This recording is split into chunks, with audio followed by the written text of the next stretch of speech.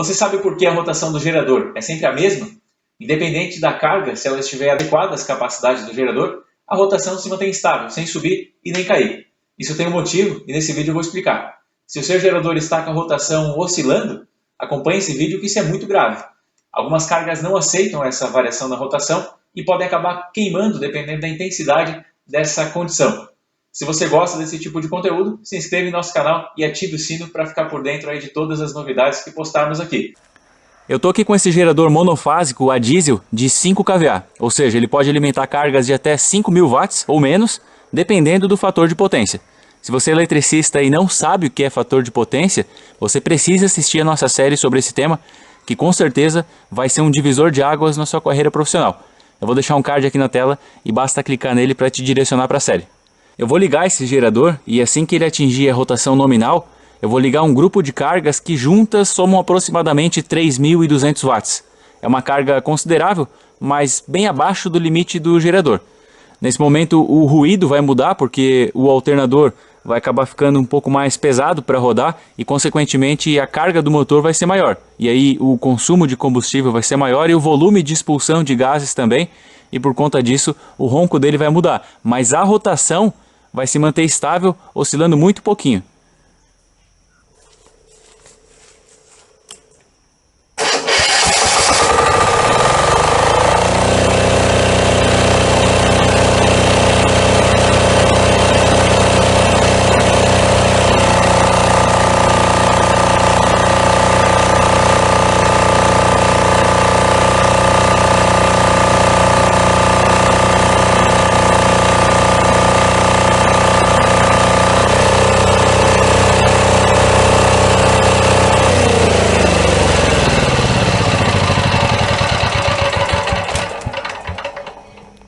O gerador tem um mecanismo que acelera e desacelera automaticamente de acordo com a carga para manter a rotação estável. Quem gosta de mecânica pode imaginar que o objetivo disso seja aproveitar a rotação onde o motor é mais eficiente, onde ele produz mais trabalho com o menor consumo de combustível possível, mas não é isso. Provavelmente os fabricantes até adequem os motores para serem mais eficientes nessa rotação, mas o motivo real da rotação ser fixa é por conta do alternador. É no alternador que acontece a geração de energia. Em geradores grandes pode haver uma relação de velocidade alterada usando polias, por exemplo, mas nos geradores menores, como esse aqui, o motor está acoplado direto no alternador e, portanto, a velocidade dos dois é sempre a mesma. Independente de estar acoplado direto ou não, nos dois casos a rotação é diferente, mas continua sendo fixa. Em outro vídeo aqui do canal, que eu vou deixar um card aqui na tela, eu expliquei de maneira bem rápida e bem didática como que acontece a geração de energia. Lá eu falei que a velocidade que o ímã girava é diretamente proporcional à frequência da tensão alternada que está sendo gerada. Nesse vídeo eu vou adicionar uma informação. Então, como eu falei no outro vídeo, quando um campo magnético em expansão ou em retração interage com uma bobina, vai ocorrer a indução de uma tensão aqui nessas espiras que vai forçar a circulação de uma corrente. Vamos supor que essa tampa de canetão seja um ímã. Essa parte é o polo positivo e essa é o negativo, por exemplo, ou o contrário, não tem problema. À medida que eu aproximo então esse ímã, ocorre a indução de tensão. No momento que eu chego no máximo próximo desse ímã, eu vou ter o ponto máximo também da minha senoide de tensão. Se eu afastar o ímã, essa tensão vai caindo até chegar ao zero quando esse ímã já não está mais interferindo na bobina. Agora, se eu inverter o ímã, eu tenho o polo oposto se aproximando da bobina e, consequentemente, o sinal dessa senoide também vai ser o oposto. E eu vou afastando, vai novamente retornando para o zero. Aqui nessa linha horizontal eu tenho o ponto zero e aqui o positivo, por exemplo, aqui o negativo. Mas também é questão de polaridade, aqui não é o ponto desse vídeo. Aqui eu quero mostrar somente como que funciona. Dentro do alternador, esse ímã, na verdade, ele não ficaria se aproximando e se afastando, ele fica girando dessa forma e, consequentemente, nós temos a formação dessa onda senoidal como ocorre na rede elétrica.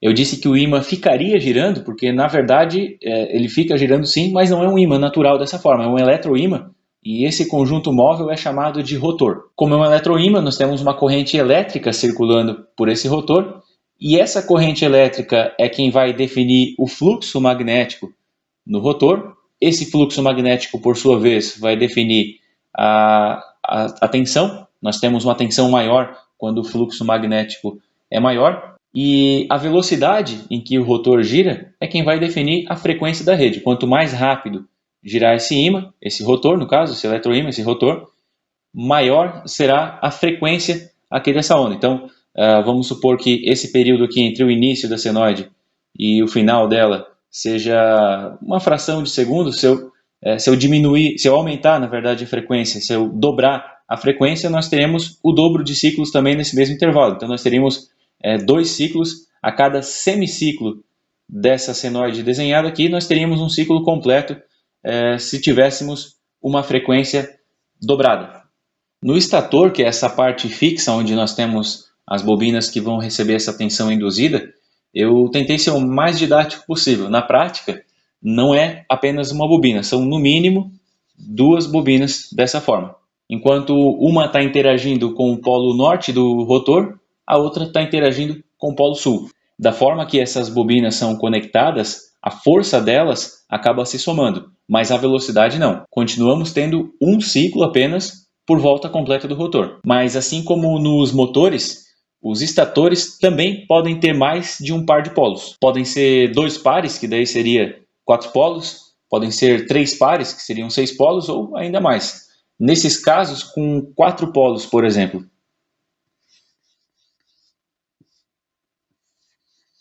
Assim nós temos 2 ciclos por volta, porque aqui polo positivo e polo negativo, eles estão interagindo com um par de bobinas. No momento em que temos 90 graus, esse nosso rotor ele gira 90 graus, nós temos outro par de bobinas interagindo. Então, nesse caso, com a mesma velocidade, em relação aos estatores de 2 polos, o de 4 polos tem o dobro da frequência. Então, se eu tenho o rotor girando numa frequência, numa velocidade fixa, no RPM fixo, no estator de 2 polos nós temos uma frequência, no estator de 4 polos nós temos o dobro dessa frequência.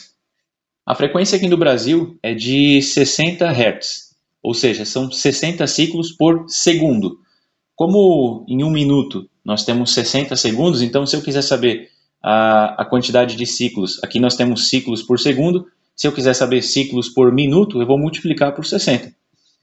O resultado disso é a rotação que nós precisamos para um estator de 2 polos, ou seja, são 60 vezes 60, 3.600. Então, 3.600 é a velocidade, é o RPM que esse rotor precisa girar quando o estator é de 2 polos, para que possamos ter a frequência de 60 Hz. Essa frequência, como ela precisa ser fixa, então a rotação também precisa ser fixa.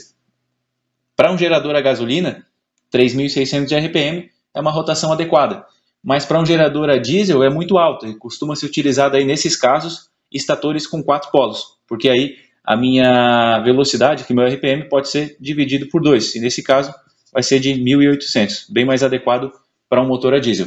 Nos geradores maiores, aí tem sistema de transmissão, geralmente com polias, e a rotação pode ser qualquer uma, mas sempre fixa. Agora eu vou falar rapidamente por que a frequência errada pode danificar uma carga. A primeira situação é com motores. É a frequência que vai definir a velocidade deles. A velocidade é sempre compatível com a frequência da rede e também com o número de polos desses motores. Por isso que os motores de 2 polos têm o dobro da velocidade dos motores de 4 polos, por exemplo. E aí, por aí vai, né? Nós temos motores de 6, de 8 polos e cada vez vão ficando mais lentos à medida que vai se somando a quantidade de polos. Então, se eu tiver um aumento na frequência, consequentemente vou ter um aumento na velocidade. Isso pode causar uma sobrecarga no próprio motor e até mesmo problemas mecânicos também na máquina onde esse motor está acoplado. Outra situação também é com indutores e capacitores. O que limita a corrente neles é a impedância, que é como se fosse a resistência, mas para cargas reativas. Então, quanto mais baixa a impedância, mais alta vai ser a corrente que vai circular, e considerando a mesma tensão nominal, lógico. E a impedância, ela varia junto com a frequência. Nos indutores, quanto maior a frequência, maior a impedância. Ou seja, se eu diminuir a minha frequência, eu também vou diminuir essa impedância e, consequentemente, se eu manter a minha tensão, eu vou ter uma corrente maior pode causar uma sobrecarga nesse indutor. Nos capacitores é o oposto. O aumento da frequência faz com que a impedância diminua e, consequentemente, a corrente elétrica aumente. Capacitores e indutores são encontrados nos mais variados equipamentos, então a chance de ter problema com algum deles quando a frequência estiver errada é muito grande. Se você aprendeu algo com esse vídeo, não esqueça de deixar o seu like para nos permitir continuar trazendo esse tipo de conteúdo aqui para o canal.